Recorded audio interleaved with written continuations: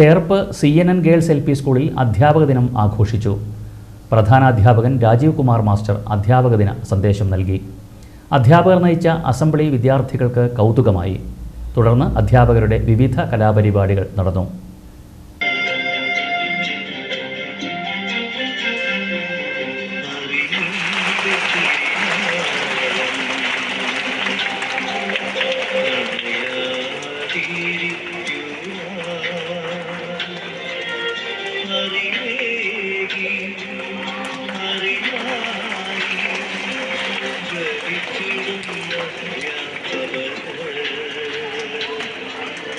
ജ്വലിച്ചിടും